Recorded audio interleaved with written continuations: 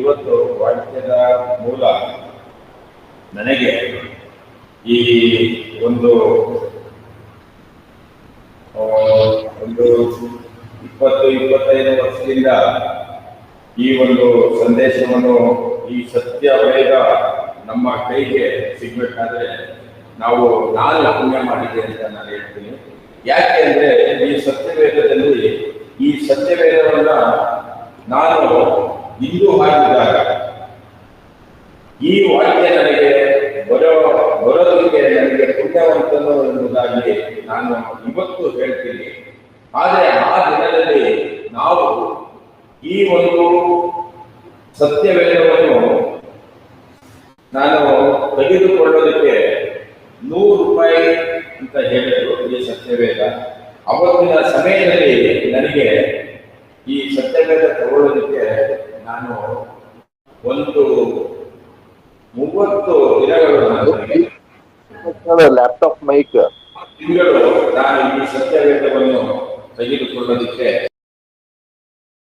₹100 ಕೊಟ್ಟು ಸತ್ಯವೇದ ತಗೊಂಡು ಓದೋದಕ್ಕೆ ನಾನು ಯೋಚನೆ ಮಾಡಿದೆ. ಅವತ್ತೊಂದು ದಿವಸ ನಾನು ಈ ಸತ್ಯವೇದ ತಗೊಂಡು ಈ ಸತ್ಯದಲ್ಲಿ ತಿಳಿದು ವಾಕ್ಯವನ್ನು ನನಗೆ ಮನೆಗೆ ಹೋದಾಗ ನಮ್ಮ ಮನೆಯಲ್ಲಿ ನಮ್ಮ ಕುಟುಂಬ ವರ್ಗದವರು ಅಂದರೆ ನನ್ನ ವೈಫು ಮತ್ತೆ ನನ್ನ ಮಗಳು, ನನ್ನ ಮಗ, ಚಿಕ್ಕ ಮಕ್ಕಳು ಆದರೂ ಅವರು ಈ ಒಂದು ವಾಕ್ಯವನ್ನು ನಮಗೆ, ಇದನ್ನೇ ನಮಗೆ ಸತ್ಯವಾದ ವಾಕ್ಯ, ಸತ್ಯವಾದಂಥದ್ದು, ಇದನ್ನು ಓದಿ ನಾವು ಮುಂದುವರಿಯೋಣ ಅಂತ ಅಂದ್ಬಿಟ್ಟು ನಾವು ನನ್ನ ಕುಟುಂಬ ವರ್ಗದವರು ಇದನ್ನ ಅನುಸರಣೆ ಮಾಡಿ, ಈ ಅನುಸರಣೆ ಮಾಡೋದಕ್ಕೆ ಈ ವಾಕ್ಯ ನನಗೆ ಓದ್ತಾ ಇದ್ರೆ ನನಗೇನು ಅನ್ನೋದು ಅರ್ಥ ಆಗ್ತಾ ಇದೆ. ಸತ್ಯ ಹೇಳಬೇಕು ಅಂದ್ರೆ ಸತ್ಯವೇದ ಸತ್ಯನೇ ಮಾತಾಡಬೇಕು. ಈ ಸತ್ಯದಲ್ಲಿ ನನಗೆ ಈ ವಾಕ್ಯ ನಾನು ಓದ್ತಾ ಇರ್ಬೇಕಾದ್ರೆ ನಾನು ಓದೋದ್ರಲ್ಲಿ ಬಗೆಹರಿಸಬೇಕು. ಅಂಥದ್ರಲ್ಲಿ ಈ ವಾಕ್ಯ ಬೈಬಲ್ನ ತೆಗೆದು ನಾನು ವಾಕ್ಯ ತೆಗೆದಾಗ ನನಗೆ ನಿದ್ದೆ ಬರುತ್ತೆ. ಆ ನಿದ್ದೆ ಯಾವ ರೀತಿ ಅಂದ್ರೆ ಕುಂತಲೇ ನಿದ್ದೆ ಬರುತ್ತೆ. ಆ ಒಂದು ಸಂದರ್ಭ ನನಗೆ ಏನಾಗಿತ್ತು ನನಗಂತೂ ಗೊತ್ತಿರಲಿಲ್ಲ. ಈ ಸಮಯನ ನನಗೆ ವಾಕ್ಯ ನನಗೆ ಗೊತ್ತಾಗಲ್ಲ, ಇದನ್ನ ಕೇಳಬೇಕು, ಇದರಲ್ಲಿ ಆನಂದ ಪಡಬೇಕು, ಈ ವಿಚಾರನ ತಿಳಿಬೇಕು ಅಂತ ನಾನು ಎಲ್ಲೆಲ್ಲಿ ಅಳೀತಾ ಇದ್ದೆ ಅಂದ್ರೆ ನಾನು ನನ್ನ ಮಕ್ಕಳನ್ನು ಎತ್ಕೊಂಡು ಬಸ್ಸುಗಳಲ್ಲಿ ಅಳೀತಾ ಇದ್ದೆ. ನನಗೆ ಸಿಕ್ಕಂತರವಾಗ ಯಾರೋ ಒಬ್ಬರು ಬಾಡಿಗೆ ಬರೋದು, ಅವರನ್ನ ಒಂದು ಪ್ರೇಯರ್ ಇದೆ ಅಂತ ನನಗೆ ಒಂದು ನೋಟಿಸ್ ಸಿಗೋದು, ಅದನ್ನ ತಗೊಂಡೋಗಿ ನಾನು ಹೋದ್ರೆ ಅಲ್ಲಿ ಇಂಗ್ಲಿಷ್ ಇದ್ದ ತಮಿಳಿಗೆ ನನಗೆ ಇಂಗ್ಲಿಷು ಸರಿಯಾಗಿ ಬರಲ್ಲ, ತಮಿಳು ಸರಿಯಾಗಿ ಬರಲ್ಲ. ಇವಾಗ ವಾಕ್ಯ ನಾನು ಓದೋಣ ಅಂದ್ರೆ ಅರ್ಥನೂ ಮಾಡ್ತಾ ಇಲ್ಲ. ಇದು ನನಗೆ ಏನಿರ್ಬೋದು, ಇದರಲ್ಲಿ ಈ ಸತ್ಯ ನನಗೆ ತಿಳಿಯೋದಕ್ಕೆ ಆಗ್ತಾ ಇಲ್ವಲ್ಲ ಅಂತ ನೋಡಿದಾಗ ನಾನು ಶಾಲೆಯಲ್ಲಿ ಕಲಿತಿರ್ತಕ್ಕಂಥದ್ದೇ ಆಗಿರ್ಬೋದು, ಇದೇ ಆಗಿರ್ಬೋದು, ನನಗೆ ಏನಕ್ಕೆ ಇದು ನಿದ್ದೆ ಬರುತ್ತೆ ಅಂತ ಆಲೋಚನೆ ಮಾಡಿ ಆ ಸಮಯದಲ್ಲಿ ನಾವು ಯೋಚನೆ ಮಾಡಿದ್ವಿ. ನಾವು ಹಿಂದೂಗಳಾಗಿರ್ತಕ್ಕಂಥ ಒಬ್ಬ ಮೊದಲಿಯಾರ ಫ್ಯಾಮಿಲಿ, ಅವರು ಕೋಮಲ್ ಕುಮಾರ್ ಅಂತ ಅಂದ್ಬಿಟ್ಟು, ಮತ್ತೆ ಇನ್ನೊಬ್ರು ಅದೇ ಹಿಂದೂಗಳಾಗಿರ್ತಕ್ಕಂಥವ್ರು ಬ್ಯಾಂಕ್ ಮ್ಯಾನೇಜರ್ ಆಗಿರ್ತಕ್ಕಂಥ ಶ್ರೀನಿವಾಸ ಮೂರ್ತಿ, ಅವರು ಶೆಟ್ಟಿ ಕುಟುಂಬದಿಂದ ಬಂದರು. ಮತ್ತೆ ನಾನೀಗ ಆಲ್ರೆಡಿ ನಾನೇನ್ ಮಾಡ್ತಿದ್ದೆ ಅಂದ್ರೆ ಈ ನನ್ನ ಒಂದು ಸತ್ಯವೇದ ನನಗೆ ಯೇಸು ದೇವರು ಎಂಬುದಾಗಿ ನನಗೆ ತಿಳಿಸಲ್ಪಡುವ ಹಿಂದೆ ನಾನು ಹಿಂದೂವಾಗಿದ್ದೆ. ಆ ಹಿಂದೂನಲ್ಲಿ ಒಂದು ರಾಜಕೀಯತೆ ಇದೆ, ಅದು ಸರಿ ಇದೆಯೋ ತಪ್ಪು ನನಗೆ ಗೊತ್ತಿಲ್ಲ ಅಂತ ಹೇಳಿ ನನ್ನನ್ನು ನಡೆಸಲಿಕ್ಕೆ ಒಬ್ಬ ಬುದ್ಧಿಸಂಗೆ ಬಂತು. ಆ ಬುದ್ಧಿಸಮನ್ನ ನಾನು ಕೈಗೊಂಡೆ. ಆ ಕೈಗೊಂಡ ನಂತರ ನಾನು ಅದರಲ್ಲೇ ನಾನು ಇವತ್ತಿನ ದಿವಸ 30 ವರ್ಷದ ಹಿಂದೆ ನಾನು ಮದುವೆನೂ ಆಗಿದ್ದು ಬುದ್ಧಿಸಂಗೆ. ಆದ ನಂತರ ಆ ಬುದ್ಧಿಸಂಗದಲ್ಲಿ ಒಂದು 7 ವರ್ಷಗಳ ಕಾಲ ಮಾಡಿದಾಗ ನನಗನ್ನಿಸ್ತು ಇದು ಅಲ್ಲಿ ರಾಜಕೀಯ ಶಾಖೆ, ಅಲ್ಲೂ ಜಾತಿಗೆ ಬಂತು, ಮತ್ತೆ ಅಲ್ಲೂ ಪಂಗಡಗಳು ಬಂತು. ಇದೇನಿದೆ ಇದು ಸರಿ ಇಲ್ಲ ಅಂತ ಹೇಳಿ ನಾವು ಕೂತಾಗ ನನಗೆ ಅವತ್ತಿನ ಸಮಯದಲ್ಲಿ ಆರ್ಥಿಕವಾಗಿ ಬಹಳ ಎತ್ತರ ಮಟ್ಟದಲ್ಲಿ ಇದ್ದೆ ಚಿಕ್ಕವನಾಗಿರುವೆ. ಮತ್ತೆ ಅವತ್ತು ದಿವಸ ಮದುವೆ ಆದ ನಂತರ ಒಂದು ಕಡೆ ನಾನು ಮಾಡ್ತಕ್ಕಂಥ ವ್ಯವಹಾರಗಳು ಕಂಪನಿಗೆ ನಾಶವಾಯಿತು. ಇನ್ನೊಂದು ಕಡೆ ನಾನು ಗೌರ್ಮೆಂಟ್ ಜಾಬ್ ರಿಸೈನ್ ಮಾಡಿದ್ದೆ ಆಲ್ರೆಡಿ. ಸೊ ಮತ್ತೆ ಗೌರ್ಮೆಂಟ್ ಕೆಲಸಕ್ಕೂ ಹೋಗ್ತಾ ಇಲ್ಲ, ಬಿಸ್ನೆಸ್ ಮಾಡೋಕ್ಕಾಗ್ತಾ ಇಲ್ಲ, ಮುಂದೆ ದಾರಿ ಏನು ಅಂತ ನನಗೆ ಗೊತ್ತಾಗ್ತಾ ಇಲ್ಲ. ಸೊ ಅಂತ ಸಂದರ್ಭದಲ್ಲಿ ನಾನು ಈ ಒಂದು ಸತ್ಯವೇದ ನನಗೆ ಸಿಕ್ಕಿದಾಗ ಈ 4 ಜನಗಳು ಸೇರಿ ಬೈಬಲ್ಲು ಮೂಲ ಎಂಬುದಾಗಿ ಗೊತ್ತಾಗೋದಕ್ಕೆ ಶೆಟ್ಟಿ ಫ್ಯಾಮಿಲಿಯವರು ಏನ್ ಹೇಳ್ತಾ ಇದ್ದಾರೆ ಅಂದ್ರೆ ಮಹಾಭಾರತ ಬೆಸ್ಟ್ ಅಂತ ಅವರು ಹೇಳ್ತಾ ಇದ್ದಾರೆ. ಇನ್ನೊಬ್ರು ಮುಸ್ಲಿಮ್ಸರು ಪುರಾಣ ಬೆಸ್ಟ್ ಅಂತ ಅವರು ನನ್ನ ಸ್ನೇಹಿತರು ಹೇಳ್ತಾ ಇದ್ದಾರೆ. ಸೊ ಈಗ ರಾಮಾಯಣ ಬೆಸ್ಟ್ ಅಂತ ಅಂದ್ಬಿಟ್ಟು ನಾನು ಸ್ವಲ್ಪ ರಾಮಾಯಣದ ಬಗ್ಗೆ ಗೊತ್ತಿರೋದ್ರಿಂದ ರಾಮಾಯಣ ಬೆಸ್ಟ್ ಅಂತ ನಾನು ಹೋಗ್ತಾ ಇದ್ದೆ. ಹೀಗೆ ಕೋಮಲ್ ಕುಮಾರ್ ಅಂತ ಮೊದಲಿಯಾದವರು ಫ್ಯಾಮಿಲಿ ಇದು ಸರಿ ಇಲ್ಲ, ಇದು ಸತ್ಯವಾಗಿರ್ತಕ್ಕಂಥದ್ದು. ನಾವು ಒಂದು ಕಡೆ ಕುಳಿತುಕೊಂಡು ಎಲ್ಲವನ್ನು ವಿಚಾರಣೆ ಮಾಡಿ ಸತ್ಯ ಯಾವುದು ಎಂಬುದನ್ನು ತಿಳಿದು ಅದನ್ನು ಪಾಲನೆ ಮಾಡೋಣ ಅಂತ ಹೇಳಿ ಡಿಸೈಡ್ ಮಾಡಿದಾಗ ನಮಗೆ ಅನಿಸಿದ್ದು ಒಂದೇ. ಡಿಸೈಡ್ ಮಾಡಿ ನಾನು ತೆಗೆದುಕೊಂಡೆ. ಆಗ ಬೈಬಲ್ಲೇ ಸತ್ಯವಾದದ್ದು. ಈ ಬೈಬಲ್ ಇಲ್ಲ ಅಂದರೆ ನಮಗೆ ಜೀವ ಇಲ್ಲ, ಜೀವ ವೃಕ್ಷ ಇದೇನೆ, ಜೀವದ ಆಧಾರ ಇದೇನೆ ಎಂಬುದಾಗಿ ಎಲ್ಲವನ್ನು ಕಂಪೇರ್ ಮಾಡಿ ಈ ಒಂದು ಧ್ಯಾನ ಮಾಡೋದಕ್ಕೆ ನಾನು ಆ ದಿನ ತಗೊಂಡೆ. ನಾನು, ನನ್ನ ಮಕ್ಕಳು, ನನ್ನ ಕುಟುಂಬ ವರ್ಗದವರು ಇದನ್ನ ಆರಾಧನೆ ಮಾಡೋದಕ್ಕೆ ನಾವು ಧ್ಯಾನ ಮಾಡಿದ್ವಿ. ಮಾಡಿದ್ರ ಸಮಯದಲ್ಲೂ ನಿಮಗೆ ನಾನು ಇನ್ನೂ ಸಮಯದಲ್ಲಿ ನಾನು ಹೇಳೋದಕ್ಕೆ ಇಚ್ಛೆ ಪಡ್ತೀನಿ. ಮತ್ತೆ ನಾನು ಬೈಬಲಲ್ಲಿ ಏನಿದೆ ಅದನ್ನ ನಾನು ಹುಡುಕ್ಲಿಲ್ಲ. ನಾನು ಹುಡುಕಿತೇನು ಅಂದ್ರೆ ಯಾವ ಪಾಸ್ಟ್ರು, ಯಾವ ಚರ್ಚು ಎಲ್ಲಿದೆ ಅಲ್ಲಿ ನಾನು ಹುಡುಕೊಂಡು ನನ್ನ ಫ್ಯಾಮಿಲಿನೆಲ್ಲ ಕರ್ಕೊಂಡು ಹೋಗ್ತಾ ಇದ್ದೆ. ಆಗ ನನಗೆ ಅನ್ನಿಸ್ತು, 10-12 ವರ್ಷಗಳ ಕಾಲ ನಾನು ಮಕ್ಕಳನ್ನ ಎತ್ಕೊಂಡು ನಾನು ಚರ್ಚ್ಗೆ ಹೋಗ್ತಾ ಇದ್ದೆ. ಹೋಗಾಗ ನನಗೇನಾಯ್ತು ಅಂದ್ರೆ ಎಲ್ಲರೂ ನನ್ನಿಂದೆ ಬರೋದಕ್ಕೆ ಸ್ಟಾರ್ಟ್ ಮಾಡಿದ್ರು. ಯಾಕೆಂದ್ರೆ ನಾನು ಸ್ವಲ್ಪ ಮಾರ್ಕೆಟಲ್ಲಿ ನಾನು ಗುರುತಿಸ್ಕೊಂಡಿದ್ದೆ. ಈ ಮಂಡ್ಯದಿಂದ ಬೆಂಗಳೂರು ಮಹಾನಗರಕ್ಕೆ ಬಂದ್ರೂ ನಾನು ಗುರುತಿಸಲ್ಪಟ್ಟಿದ್ದೆ. ಏನು ಈ ಮನುಷ್ಯ ಬೈಬಲ್ ಹಿಡ್ಕೋತಾನೆ, ಒಂದು ಬೈಬಲ್ಲು ಅಂತ ಆತನಿಗೆ ಗೊತ್ತಿರಲ್ಲ ಜನಗಳಿಗೆ, ಒಂದು ಬುಕ್ ಹಿಡ್ಕೋತಾನೆ, ಮಕ್ಕಳು ಎತ್ಕೋತಾನೆ, ಹೋಗ್ತಾನೆ ಬರ್ತಾನೆ, ಇದೇನು ಅಂತ ಅನ್ನೋದು ಜ್ಞಾನದಲ್ಲಿ ಜನಗಳು ನನ್ನನ್ನ ಹಿಂದೆ ಫಾಲೋ ಮಾಡಿದ್ರು. ನಾನಾಗ ಸತ್ಯವೇದನ ನನಗೆ ಏನು ಓದ್ತಿದೆ, ನನಗೆ ಏನು ಅರ್ಥ ಆಗಿತ್ತು, ಪಾಸ್ಟರ್ ಏನು ಹೇಳ್ತಾ ಇದ್ರು ಅದನ್ನೇ ಅವ್ರಿಗೆ ನಾನು ಸತ್ಯವಾಗಿ ಹೇಳ್ತಾ ಇದ್ದೆ. ಇಷ್ಟೇ ನನಗೆ ಗೊತ್ತಿತ್ತು. 12 ವರ್ಷಗಳ ಕಾಲ ನಾನು ನೋಡಿದಾಗ ಅಲ್ಲಿ 5 ಸರ್ವಿಸ್ ಇತ್ತು. ತಮಿಳು, ತೆಲುಗು, ಮಲಯಾಳಮೇ ಮುಖ್ಯವಾಗಿರೋದು, ಇಂಗ್ಲೀಷು ಮತ್ತೆ ಕನ್ನಡ.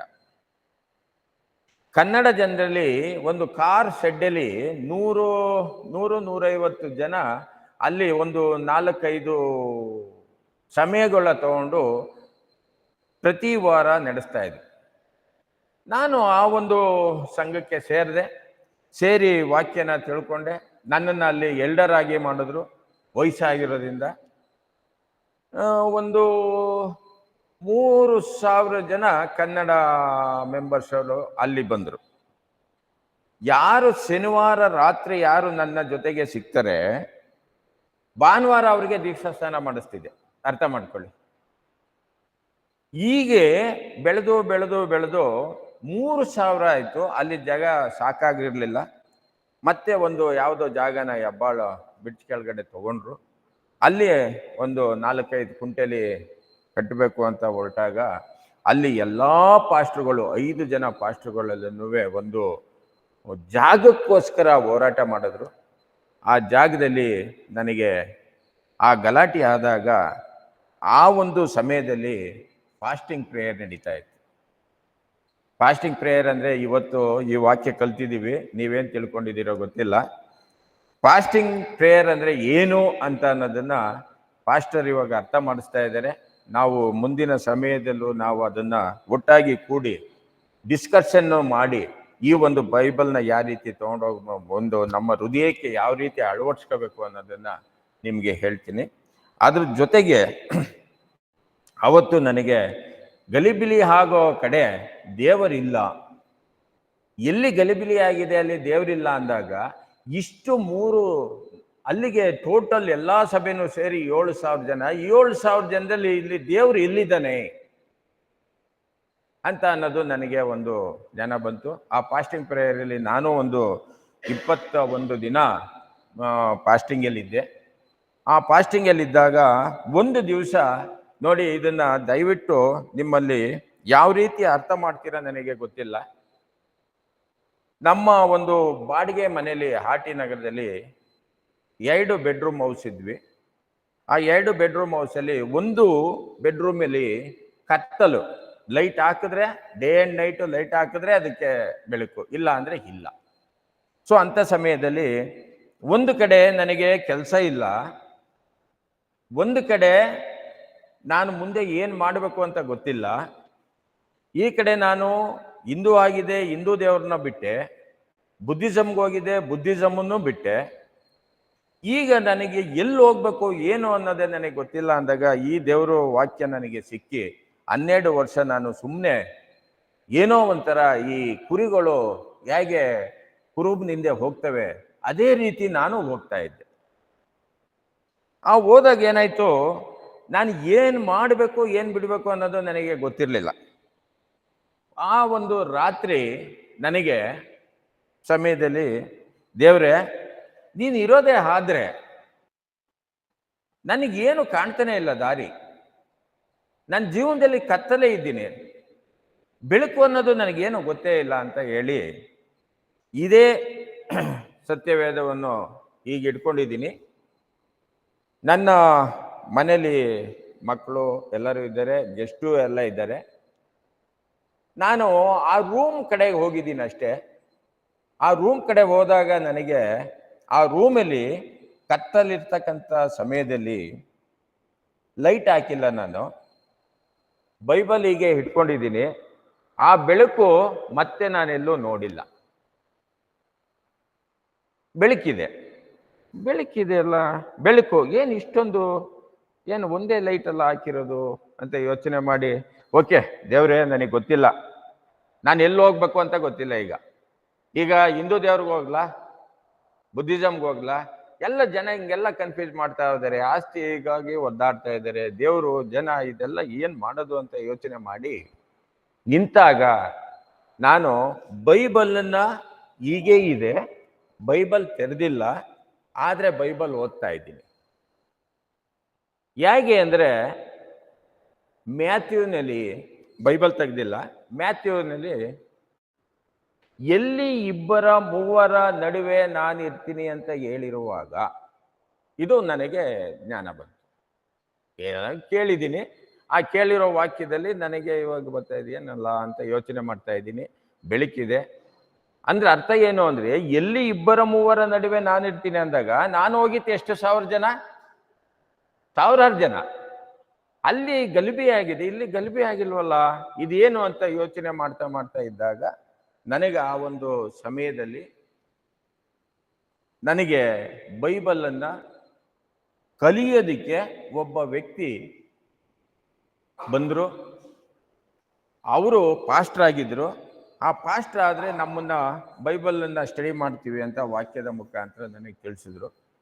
ಅವರು ದೊಡ್ಡಬಳ್ಳಾಪುರದಿಂದ ಬರೋರು, ಡೇವಿಡ್ ಅಂತ ಅಂದ್ಬಿಟ್ಟು. ಅವರು ಹಿಂದೂ ಫ್ಯಾಮಿಲಿಯಲ್ಲೇ ಆಗಿದ್ರು. ಅವರ ಟೆಸ್ಟಿಮನಿನ ಕೇಳಿ, ಅಂದರೆ ಅವರ ಸಾಕ್ಷಿನ ಕೇಳಿ ನಾನು ಇನ್ವಾಲ್ವ್ ಆಗಿ ಅವರಿಂದೆ ನಾನು ಹೋಗೋದಕ್ಕೆ ಸ್ಟಾರ್ಟ್ ಮಾಡಿದೆ. ಅದಾದಮೇಲೆ ಅವರು ಸುಮಾರು ವರ್ಷಗಳ ಕಾಲ ನಮ್ಮ ಮನೇಲಿ ನಡೆಸಿದ್ರು. ಆದಮೇಲೆ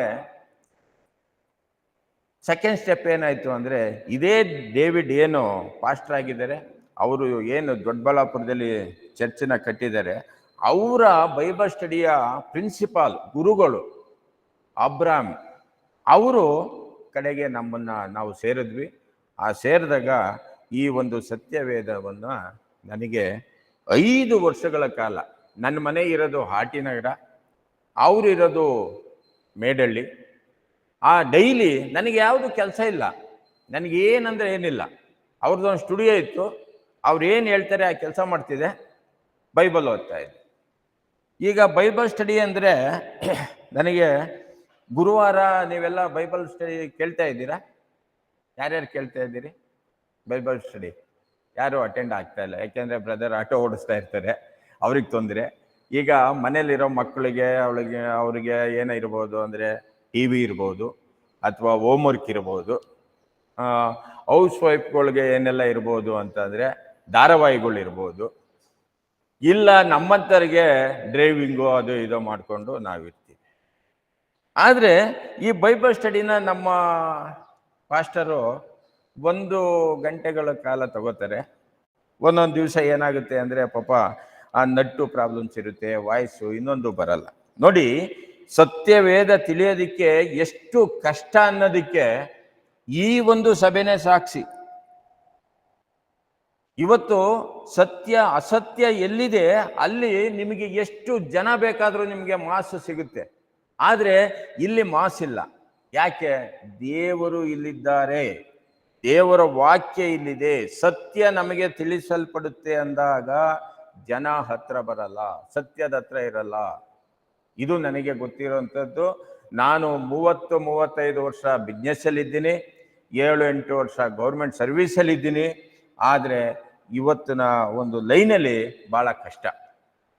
ಸತ್ಯ ಹೇಳಿದ್ರೆ ನಿಮಗೆ ಬಿಸ್ನೆಸ್ ಆಗಲ್ಲ, ಸುಳ್ಳು ಹೇಳಿದ್ರೆ ಗ್ಯಾರಂಟಿ ಬಿಸ್ನೆಸ್ ಆಗುತ್ತೆ, ಮೋಸ ಮಾಡಿದ್ರೆ ಮುಂದೆ ಬರ್ಬೋದು, ಸತ್ಯ ಇದ್ರೆ ಬರಲ್ಲ. ಇವದ್ರಲ್ಲಿ ಯಾವುದನ್ನು ಆರಿಸ್ಕೋಬೇಕು ನಾವು ಯೋಚನೆ ಮಾಡಬೇಕು.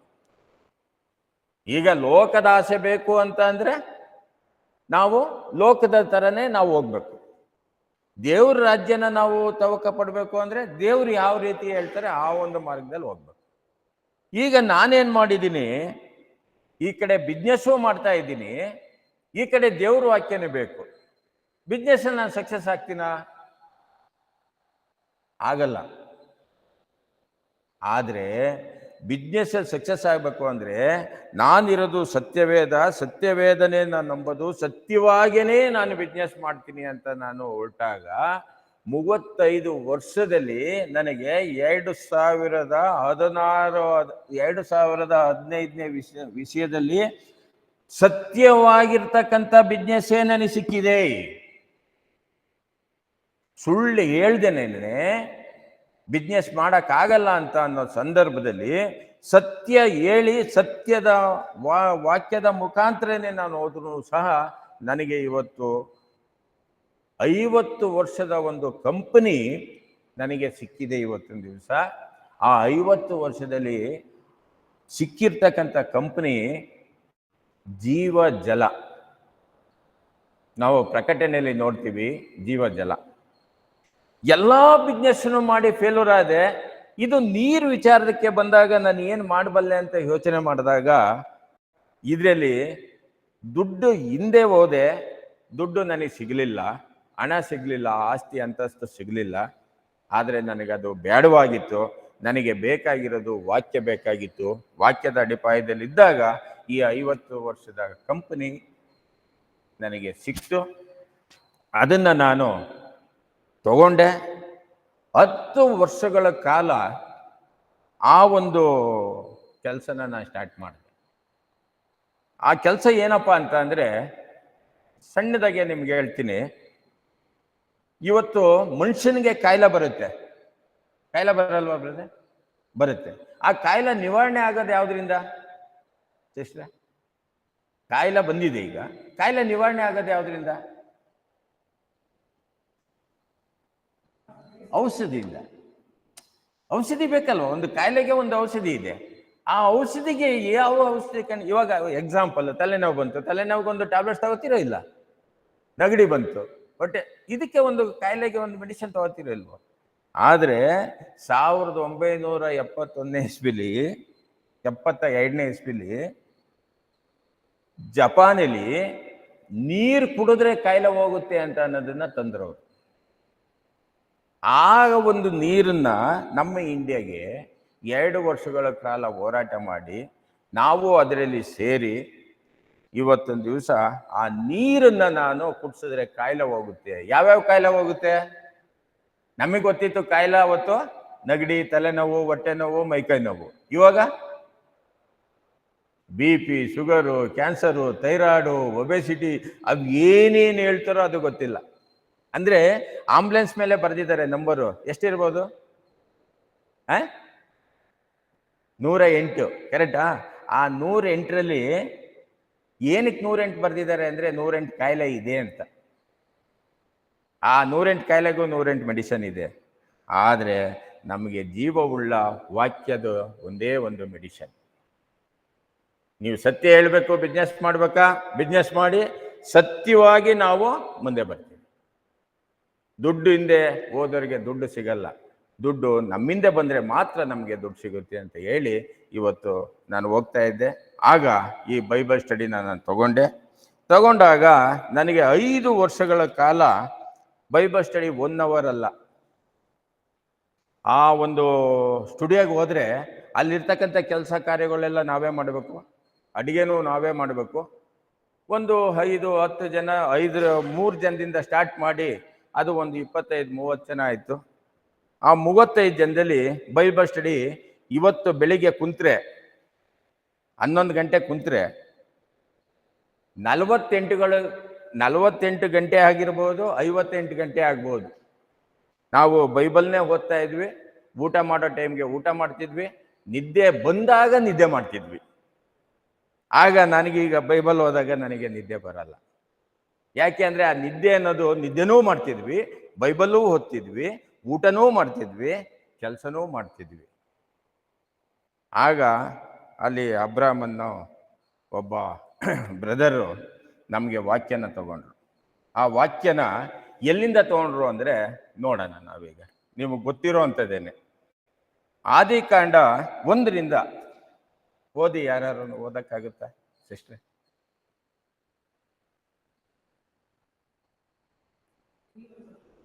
ಒಂದು ಆದಿಕಾಂಡ 1ನೇದು ಓದಿ. ನಾವು ಏನು ಡಿಸ್ಕಷನ್ ಅಷ್ಟೇ ಇದೆ. ಓದ್ತೇವೆ.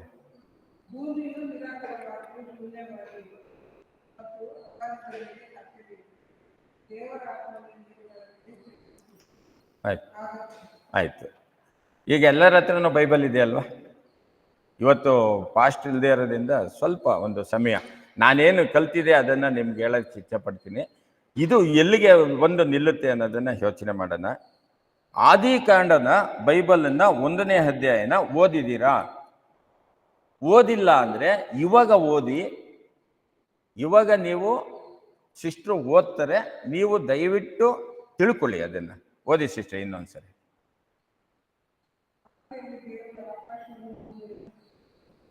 ಓಕೆ.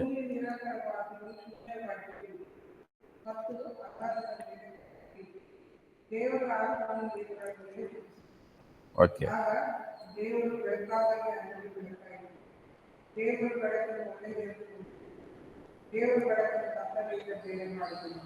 ಮತ್ತು ದೇವರು ಬೆಳಕಿಗೆ ಅಗಲಿದ್ದು ಕತ್ತಲಿಗೆ ರಾತ್ರಿಯನ್ನು ಕರೆದನು. ಹೀಗೆ ಸಾಯಂಕಾಲವು ಪ್ರಾತಃಕಾಲವಾಗಿ ಮೊದಲನೆಯ ದಿನವಾಯಿತು. ಇದರಲ್ಲಿ ದೇವರು ನಿರ್ಣಯದಂತೆ ವಿಶಾಲದಲ್ಲಿ ಮತ್ತು ಅಭಿವೃದ್ಧಿಗಳಿಂದ ನೀರುಗಳನ್ನು ಬೇರೆ ಮಾಡಲಿಲ್ಲ ಅಂದನು. ದೇವರು ವಿಶಾಲವನ್ನು ಮಾಡಿ ವಿಶಾಲದ ಕೆಳಗಿನ ನೀರುಗಳನ್ನು ವಿಶಾಲದಲ್ಲಿದ್ದ ನೀರುಗಳಿಂದ ಬೇರೆ ಮಾಡಿದನು. ಅದು ಹಾಗೆ ಆಯಿತು. ದೇವರು ವಿಶಾಲಕ್ಕೆ ಆಕಾಶವನ್ನು ಕರೆದನು. ಹೀಗೆ ಸಾಯಂಕಾಲವು ಥ್ಯಾಂಕ್ ಯು ಸಿಸ್ಟರ್. ಈಗ ನೀವು ಅರ್ಥ ಮಾಡ್ಕೊಂಡಿದ್ದೀರಲ್ಲ, ಇಲ್ಲಿ ಪಾಯಿಂಟ್ ನೋಡೋಣ. ಈಗ ಫಸ್ಟು ಸೃಷ್ಟಿ ಏನಾಯ್ತು? ಭೂಮಿ ಸೃಷ್ಟಿ ಆಯ್ತು. ಇವಾಗ ಭೂಮಿ ಸೃಷ್ಟಿ ಆದ್ಮೇಲೆ ಆದಿಕಾಂಡ ನನಗೆ ಗೊತ್ತು, ನಾನು ಓದಿದ್ದೀನಿ, ನಾನು 12 ವರ್ಷ ಓದಿದೆ. ಆದರೆ ಆದಿಕಾಂಡದಲ್ಲಿ ಇವತ್ತು ಏನು ನಮ್ಮ ಪಾಸ್ಟ್ರು ಇವತ್ತು ವಾಕ್ಯನ ತೆಗಿತಾ ಇದ್ದಾರೆ, ಅದಕ್ಕೆ ಮೂಲ ನಾವು ಇಲ್ಲಿಂದ ಹೋಗ್ಬೇಕು. ಒಬ್ಬೊಬ್ರು ಬರ್ತಾರೆ, ಒಬ್ಬರಿಗೆ ಕನ್ಫ್ಯೂಸ್ ಆಗುತ್ತೆ, ಕ್ವಶನ್ ಕೇಳ್ತಾರೆ, ಇನ್ನೊಂದು ಕೇಳ್ತಾರೆ. ಇಲ್ಲ, ನಮ್ಮನ್ನಾಗ್ಲಿ ಪಾಸ್ಟರ್ನಾಗ್ಲಿ ಯಾವುದು ಕ್ವಶನ್ ಕೇಳಂಗಿಲ್ಲ. ನೀವೇನಾರು ಕ್ವಶನ್ ಕೇಳಬೇಕಾದ್ರೆ ದೇವ್ರನ್ನೇ ಕೇಳಬೇಕು, ದೇವ್ರ ವಾಕ್ಯನೇ ಕೇಳಬೇಕು. ದೇವ್ರು ಕೇಳಬೇಕು ಅಂದ್ರೆ ದೇವ್ರು ನಮಗೆ ಸಿಗಲ್ಲ ಅಂತ ಹೇಳ್ಬೇಡಿ. ಕರೆಕ್ಟಾ? ಜಾನಲ್ಲಿ ಏನಿದೆ? ಜಾನ್ 1ನೇ ವಾಕ್ಯ ಏನು ಹೇಳುತ್ತೆ?